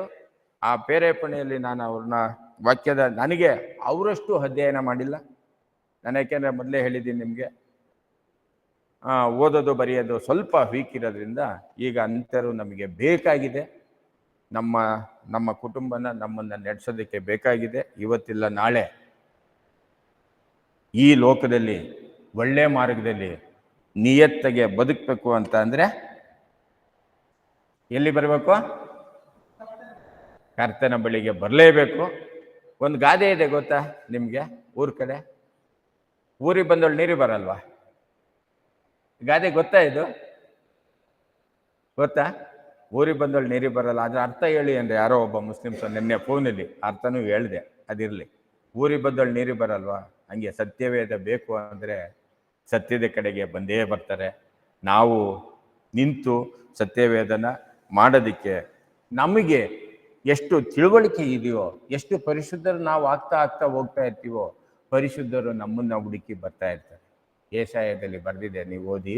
ಎಲ್ಲೆಲ್ಲಿಂದ ಬರ್ತಾರಂತೆ, ಎಲ್ಲೆಲ್ಲಿಂದ ನದಿ ದಾಟಿ ಬರ್ತಾರಂತೆ, ಬೆಟ್ಟ ಗುಡ್ಡ ಸುತ್ತಿ ಬರ್ತಾರಂತೆ, ಮಕ್ಕಳು ಮರಿನೆಲ್ಲ ಎತ್ಕೊಂಡ್ ಬರ್ತಾರಂತೆ. ಎಲ್ಲಿಗೆ? ದೇವರು ರಾಜ್ಯ ಬೇಕು ಅನ್ನೋರು ಯಾವತ್ತಿದ್ರು ಬಂದೇ ಬರ್ತಾರೆ. ನಾವು ಕಾದಿರೋಣ, ನಾವು ಅವ್ರಿಗಾಗಿ ನಾವು ವಾಕ್ಯನ ಸಾರನ, ಮುಡುಪಾಗಿರೋಣ, ನಾವು ಪರಿಶುದ್ಧರಾಗಿರೋಣ. ನಮ್ಮ ಮಕ್ಕಳು, ನಮ್ಮ ಮೊಮ್ಮಕ್ಕಳು, ಮುಂದೆ ಬರ್ತಕ್ಕಂಥ ವೃದ್ಧರು ಪ್ರತಿಯೊಂದನ್ನು ನಾವು ನಡೆಸಿ ಈ ಜ್ಞಾನದಲ್ಲಿ ಹೋಗೋಣ ಅಂತ ಹೇಳಿ, ಇಷ್ಟು ನನ್ನ ಒಂದು ಈ ವಾಕ್ಯನ ತಗೊಳ್ದೇನೆ ನನ್ನ ಒಂದು ಪರ್ಸ್ನಲಿ ನಾನು ಹೇಳಿದ್ದೀನಿ. ಅದು ನಿಮ್ಗೇನಾದ್ರು ಅನುಕೂಲ ಆಯಿತು ಅಂತಂದರೆ ಅದೇ ರೀತಿಯಲ್ಲಿ ಜ್ಞಾನ ಮಾಡಿ, ಒಳ್ಳೇದಾಗಲಿ. ನಾವು ಇವತ್ತು ಜೀಸಸ್ ಆಲ್ರೆಡಿ ಹೇಳಿದ್ದಾರೆ, ಯಾರ್ಯಾರು ಜೀಸಸ್ನ ಅಂಗೀಕಾರ ಮಾಡ್ಕೋತಾರೆ ಅವರಿಗೆ ಇದ್ದೇ ಇದೆ. ಸೊ ಅದರಿಂದ ಹೆಣ್ಣಾಗಲಿ ಗಂಡಾಗಲಿ ಎಲ್ಲ ಒಂದೇ ಅಂತ ಹೇಳಿ, ನೆಕ್ಸ್ಟು ನಾವು ಸಭೆಯ ಪಾಯಿಂಟು ಇನ್ನೂ ಇದೆ. ನೆಕ್ಸ್ಟ್ ವಾಕ್ಯ ಏನು ಅಂದರೆ, ನಾನೇನಾದ್ರು ಸಮಯ ಬಂದಾಗ, ಆದಿ ಕಾಂಡದಲ್ಲಿ ಆದಾಮನಿಗೆ ಅವ್ವಳಿಗೂ ಮ್ಯಾರೇಜ್ ಆಗಿದೆ, ಗೊತ್ತಲ್ಲ? ಮ್ಯಾರೇಜ್ ಆಗಿದೆ ಅಲ್ಲ, ಆ ವಾಕ್ಯನ ತಗೊಳ್ಳೋಣ. ನೀವು ಹೆಣ್ಮಕ್ಳು ಏನು ಮಾಡಬೇಕು ಅಂದರೆ, ನಿಮ್ಮ ಮನೆಗಳಲ್ಲಿ ಹೆಣ್ಮಕ್ಳಿದ್ರೆ ಆ ವಾಕ್ಯನ ಅಡಿಪಾಯನ ಜಸ್ಟ್ ಹೆಣ್ಮಕ್ಳು ಬೆಳೀತಾನೆ ಆ ವಾಕ್ಯನ ಅಡಿಪಾಯನ ತುಂಬಿಡ್ಬೇಕು ಅವರಿಗೆ. ಆಗ ಅವರಿಗೆ ಜ್ಞಾನೋದಯ ಆಗುತ್ತೆ. ಯಾವಾಗ SLC ಮುಗಿದು ನೆಕ್ಸ್ಟ್ ಇನ್ನೇನು PUC ಸೆಕೆಂಡ್ ಇಯರ್ಗೆ ಆ ವಾಕ್ಯನ ಆದಿಕಾಂಡ 2ನೇ ವಾಕ್ಯನ ತುಂಬಿದ್ರೆ ಸಾಕು. ಅವರು ಒಳ್ಳೆ ದಾರಿಯಲ್ಲಿ ನಡೆದು ಅವರ ಒಂದು ದಾಂಪತ್ಯ ಜೀವನದಲ್ಲೂ ಚೆನ್ನಾಗಿರ್ತಾರೆ, ವಿದ್ಯಾಭ್ಯಾಸದಲ್ಲೂ ಚೆನ್ನಾಗಿರ್ತಾರೆ. ಮುಂದೆ ಮಕ್ಕಳು ಮರಿ ಮಕ್ಕಳನ್ನ ಕಾಪಾಡಿಕೊಂಡು ಜೀಸಸ್ಸು ಬರೋ ಹತ್ತಿರವಾಗಿದೆ. ಇದು ಕೊನೆಯ ದಿನ. ಈ ಕೊನೆಯ ದಿನ ಈಗ ಆಲ್ರೆಡಿ ದಿನ, ಒಂದು ದಿನಕ್ಕೆ ದೇವರ ವಾಕ್ಯದಲ್ಲಿ ದೇವರಿಗೆ ಎಷ್ಟು? ನಮಗೆ ಒಂದು ದಿನ, ದೇವರಿಗೆ 1 ವರ್ಷ. ಕರೆಕ್ಟಾ? ಎಷ್ಟು? ಹಾಂ.